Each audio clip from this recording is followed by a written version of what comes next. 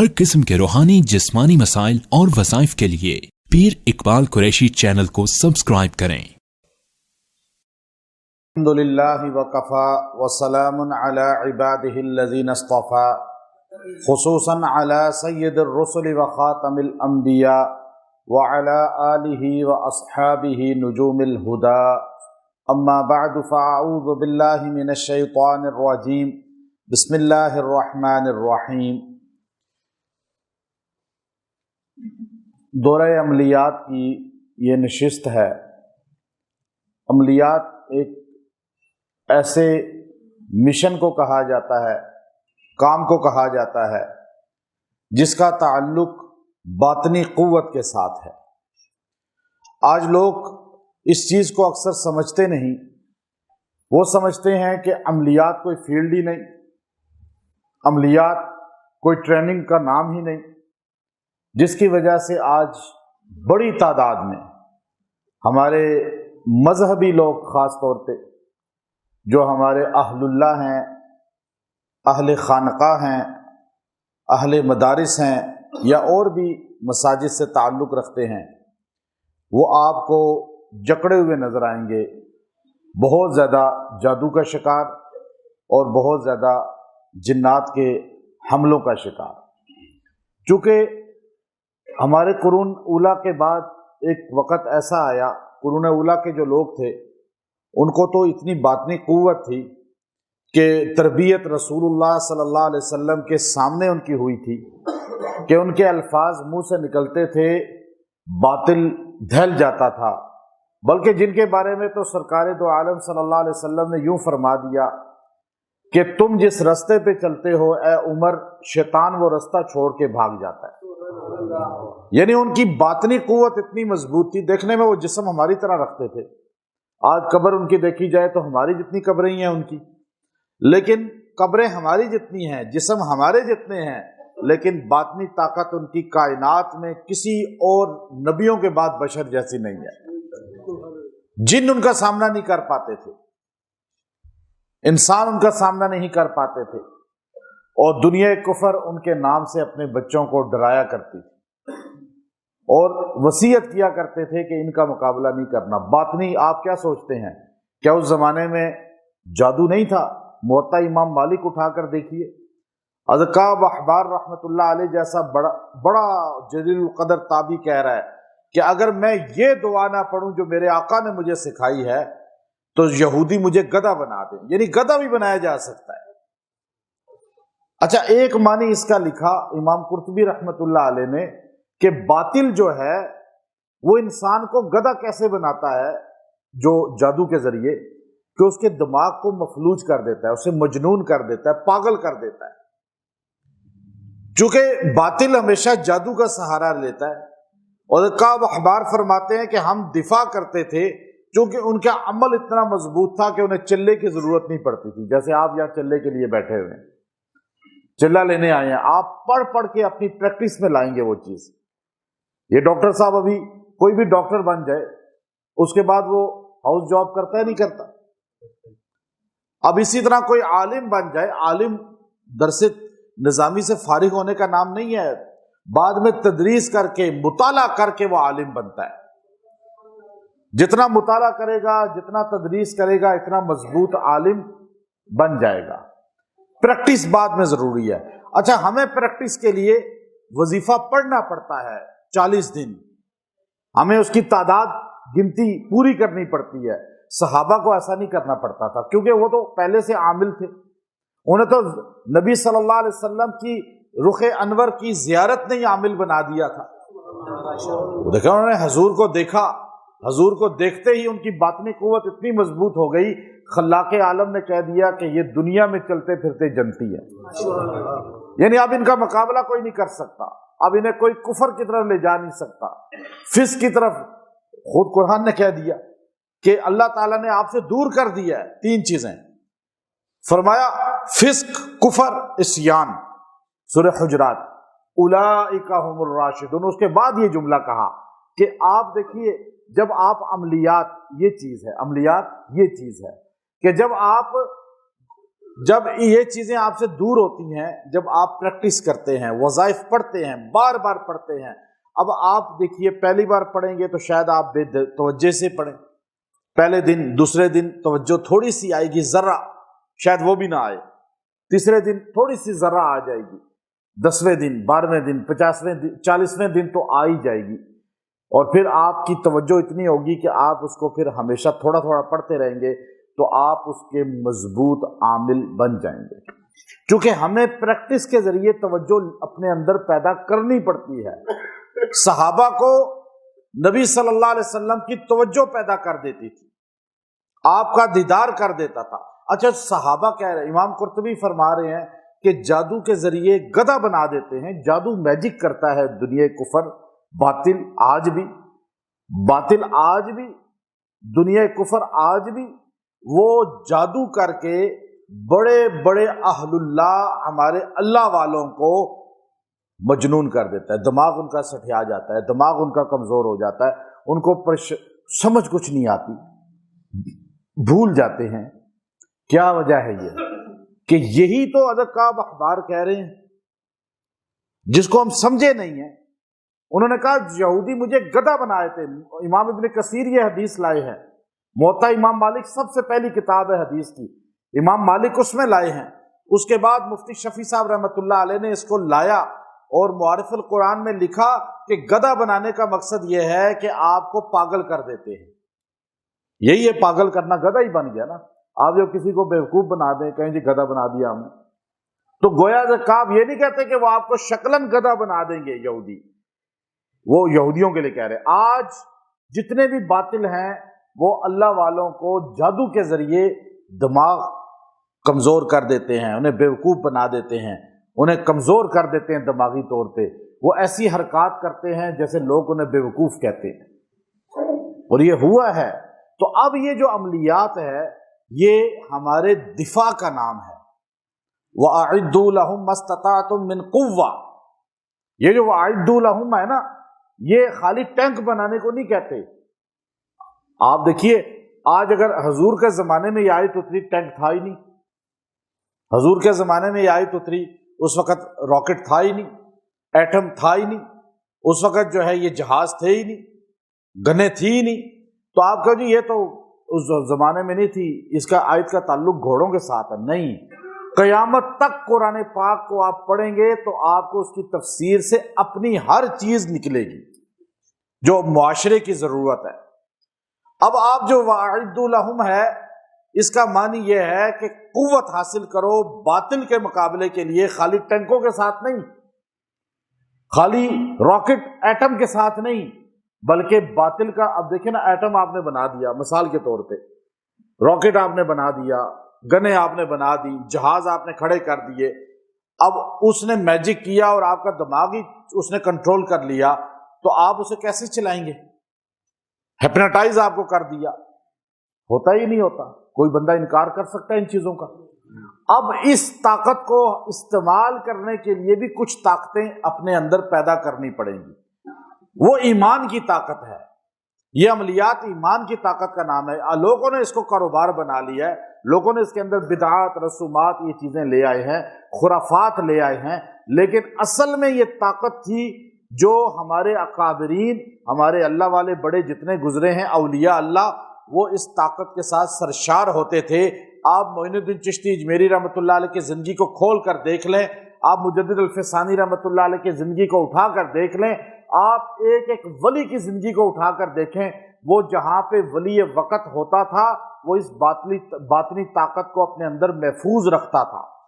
مرید آ کر ایسے نہیں ہوتے تھے، مرید بھی جادو میں جکڑا ہوا ہے، پیر صاحب بھی جکڑے ہوئے ہیں، ایسے ہی ہو رہا ہے نا آج کل ہے یا نہیں؟ اب مرید آ رہا ہے، حضرت میں بڑا پریشان ہوں، پیر صاحب کہہ رہے ہیں میں ہی بڑا پریشان ہوں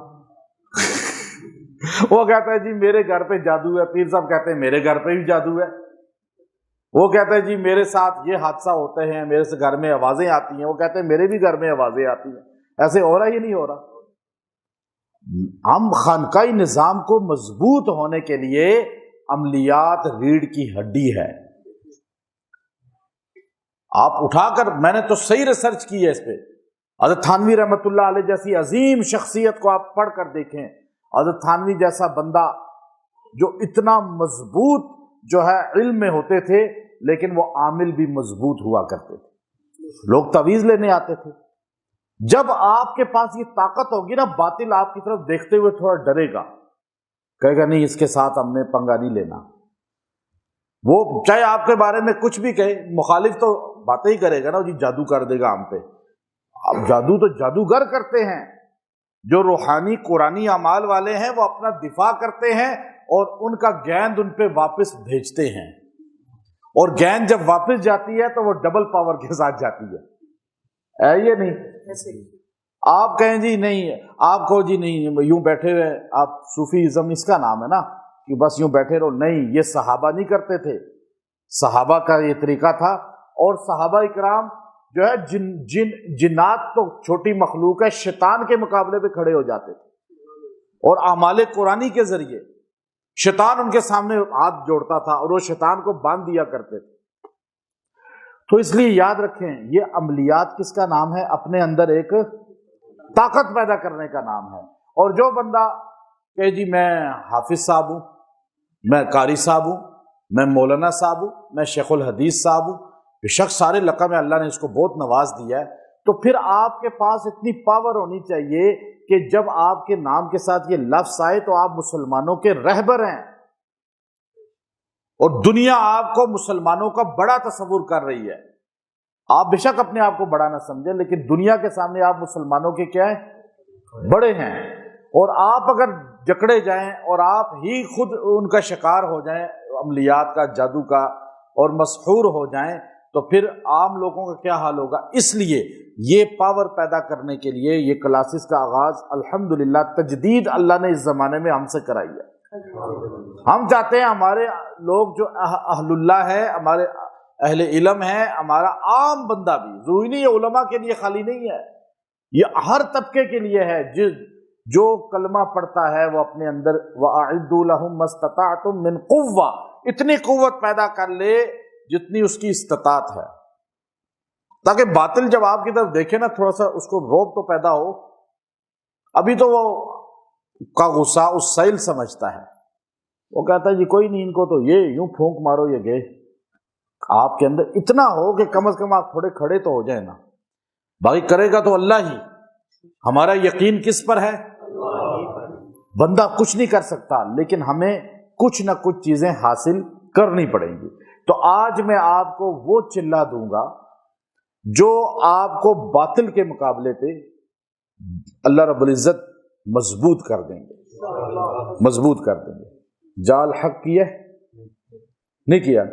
یہ وہ چلہ آپ کو دے رہا ہوں کہ میں سوچ کے کوئی اور چلہ آیا تھا لیکن یہاں میرے ذہن میں یہ آ گیا ابھی کہ یہ وہ چلہ ہے، جب بھی آپ اس کو استعمال کریں گے اللہ آپ کو قوت سامنے دکھائے گا۔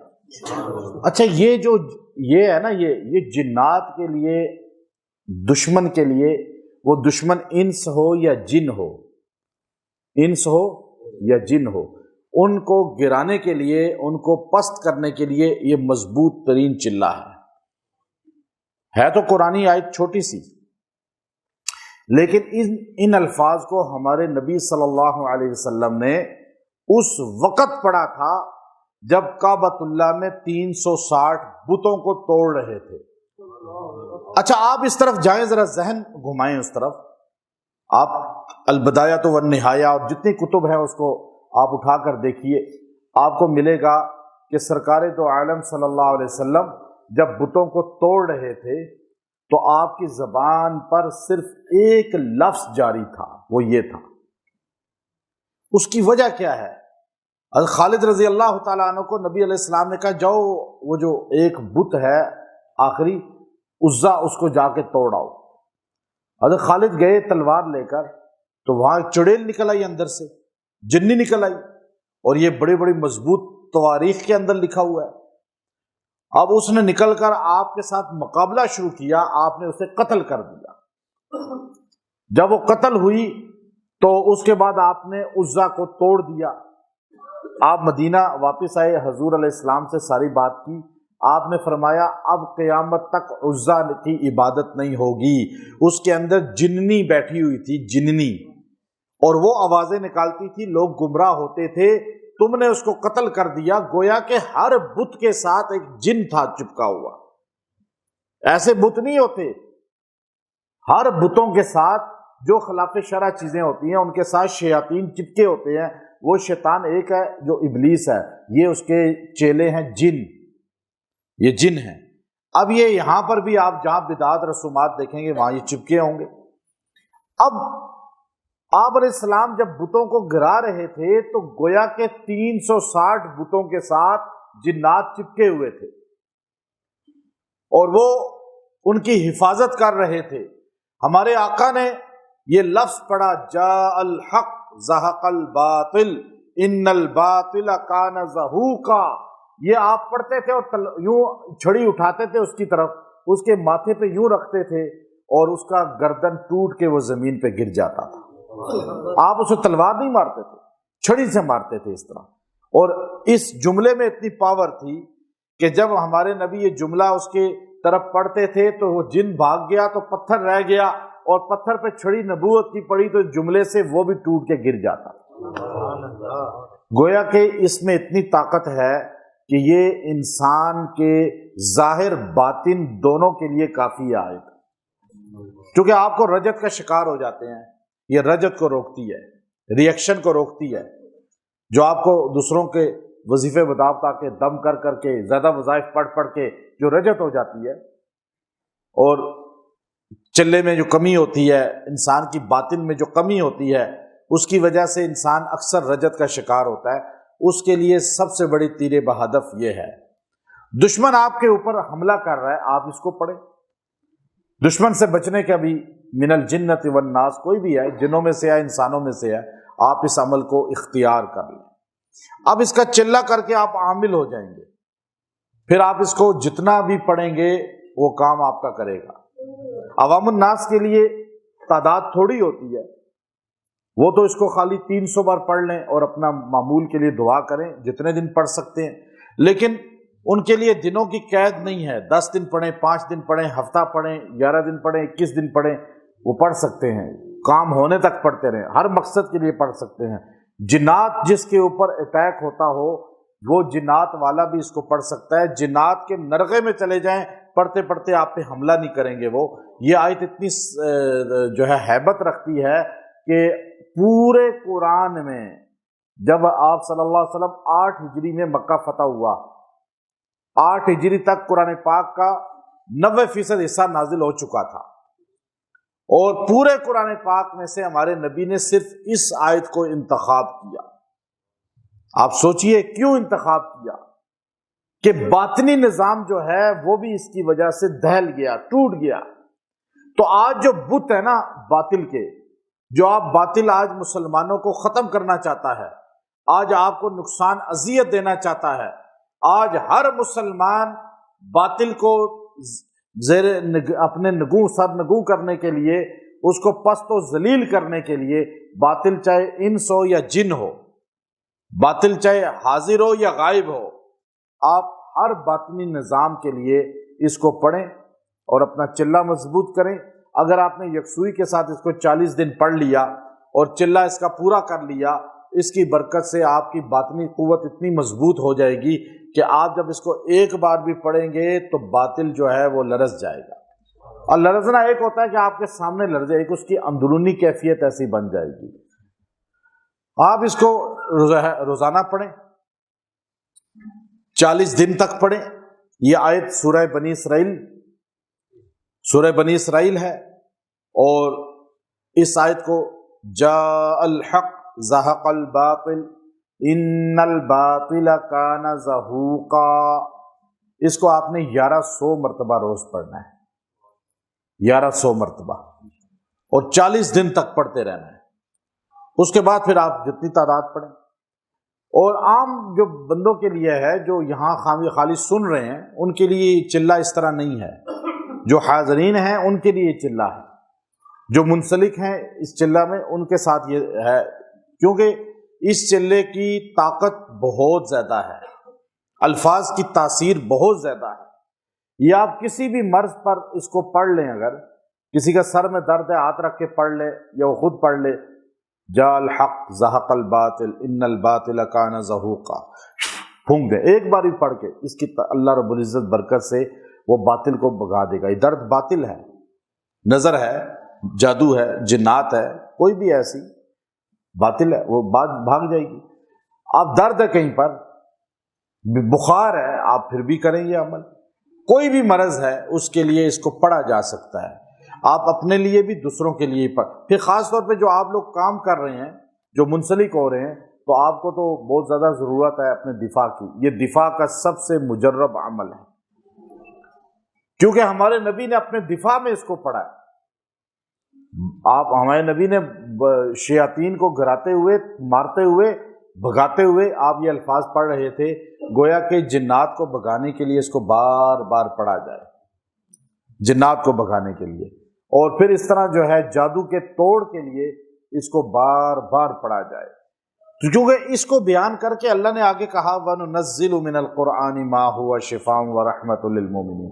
اب دیکھیے، پہلے اس کو بیان کر کے اللہ نے قرآن کو شفا کہا ہے، پتہ یہ چلا کہ اس میں شفا ہے، قرآن میں شفا ہے، اور یہ لفظ پہلے اللہ اسی آیت سورہ، اسی رکوع میں اللہ بیان کر رہا ہے، اسی سورہ میں بیان کر رہا ہے، تو اللہ تعالیٰ کچھ کہنا چاہ رہا ہے، سمجھنا چاہ رہا ہے، کوئی وجہ ہے اس کی کہ اللہ تعالیٰ نے اس کو آپس میں جوڑ کیسے دیا، ان کا ایک رکوع میں اللہ نے جوڑ کیسے کر دیا۔ اس لیے گویا کہ اس آیت کے اندر اللہ نے باطنی ظاہری ساری شفائیں رکھی ہیں۔ قرآن پاک جیسے اللہ نے کہا وَنُنَزِّلُ مِنَ الْقُرْآنِ مَا هُوَ شِفَاءٌ وَرَحْمَةٌ لِّلْمُؤْمِنِينَ، مومنین کے لیے اس قرآن میں شفا ہے، پورے قرآن میں۔ لیکن وہاں پہ ہمارے نبی نے فتح مکہ میں بیت اللہ شریف کے اندر بتوں کو توڑتے ہوئے، گراتے ہوئے، آپ نے پورے قرآن پاک میں سے اس آیت کا انتخاب کیا، اور ہمارے نبی نے جو انتخاب کیا کسی حکمت کے تحت کیا۔ اس وقت آپ اول زمانہ وہ تھا، امام مالک رحمۃ اللہ علیہ نے فرمایا کہ اس امت کے آخری طبقے کی اصلاح اسی طرح ہوگی جس طرح اس امت کے پہلے طبقے کی اصلاح ہوئی۔ امام مالک کا قول مشہور ہے یہ۔ اب جو تبلیغی جماعت کام کر رہی ہے دعوت کا، وہ چونکہ اس سے تبلیغ کر رہی ہے، سمجھا رہی ہے، لوگوں کی اصلاح ہو رہی ہے، چونکہ اول زمانے میں ایسے ہی اصلاح ہوئی تھی، اب یہ دنیا کا اینڈ ہے، یہ آخری زمانہ ہے۔ اب اسی طرح اول زمانے میں جیسے بتوں کو، جنات کو، جادو کو توڑ کے لیے ہمارے نبی نے یہ لفظ استعمال کیے، اب اس فتنے کے زور آخری زمانہ میں انہی الفاظ کو ہم نے پکڑیں گے تو ہمیں تاثیر ملے گی۔ منتروں سے کچھ نہیں ہوگا، یہ جنتریوں سے کچھ نہیں ہوگا، یہ ادھر ادھر کی کہانیاں پڑھنے سے کچھ بھی نہیں ہوگا۔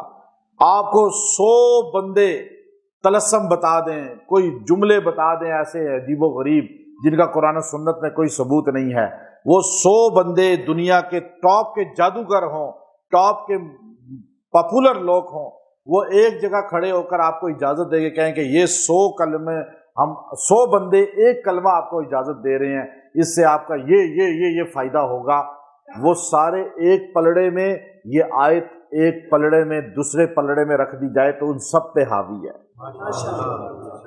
ان کی کوئی سند نہیں ہے، ہمیں کوئی یقین نہیں ہے، لیکن اس پر ہمارا اندھا یقین ہے کیونکہ ہمارے قرآن میں آئی ہے۔ پھر ہمارے پاک پیغمبر نے اس کو اس وقت پڑھا جب مشکل تھی ہمارے نبی پر، اور ہمارے نبی بیت اللہ کو بتوں سے، شیاطین سے آزاد۔ پھر اس آیت کے بعد جو دیکھیے وجہ، یہ آیت پڑھ کے ہمارے نبی نے جو ہے بت توڑوائے اور بت ٹوٹتے گئے۔ ہمارے نبی نے اعلان کیا آج کے بعد اس بیت اللہ میں کبھی شرک نہیں ہوگا، کبھی جو ہے شیاطین داخل نہیں ہو سکیں گے، انس جو ہے جن بھی داخل نہیں ہو سکتے۔ وہ دن آج کا دن، یہ آیت جب سے پڑھی ہے، وہ دن آج کا دن حدود حرم میں جن کافر بھی داخل نہیں ہو سکتے۔ مسلمان تو پھر چھپ کے کوئی چلا جاتا ہے نا، پاسپورٹ نقلی بنا کے، لیکن جنات کافر کبھی نہیں جا سکتے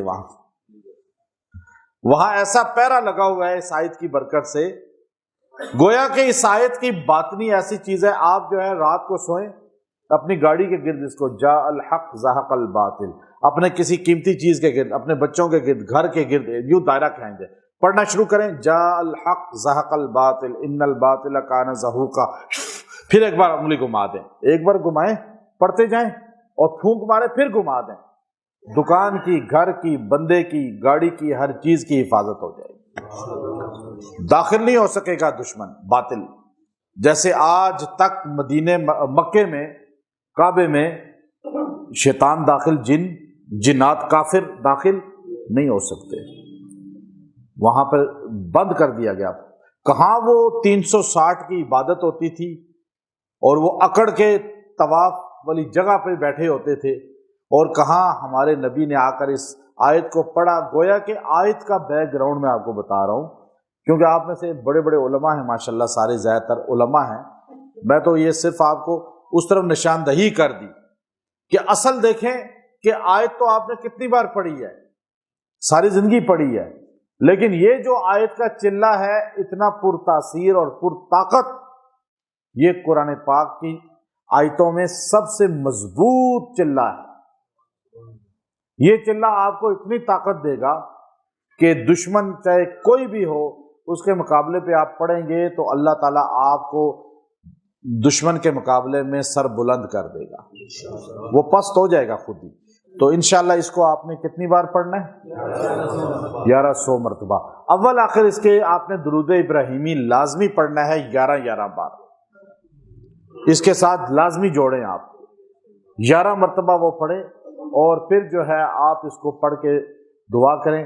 بے شک جب بھی چلا کریں تو اپنے کوئی بھی وظیفہ کریں پانی پہ پھونک لیا کریں، اس میں پانی میں جب پھونکیں تو ایسے ضرور کریں، خالی پھونک نہ ماریں، پھونک مارنے سے منع کیا، پھٹکارنے سے نہیں، یاد رکھیں۔ اور گرم چیز کو پھونک مارنے سے منع کیا گیا، پانی پہ یوں پھونک دم کرنے سے دم کی تاثیر ہی تب آتی ہے جب اس میں معمولی سا لعاب جاتا ہے، یہ ہمارے نبی کی سنت ہے، جب خالی یوں کیا جائے اس سے نہیں ہوتا کچھ بھی۔